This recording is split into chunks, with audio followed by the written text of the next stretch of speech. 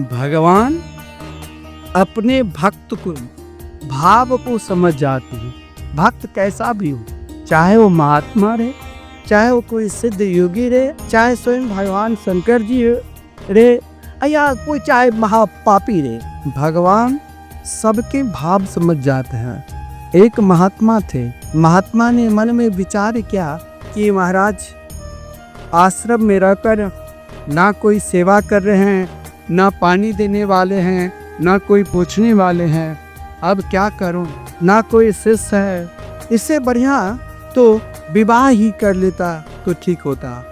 यही सोचकर वो महात्मा के शरीर छूट गया। शरीर छूटा तो अगला जन्म में बहुत प्रतापी व्यक्ति बना।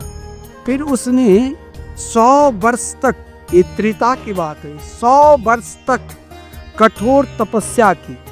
और जब 100 वर्ष तक कठोर तपस्या की तो भगवान ने दर्शन दिया।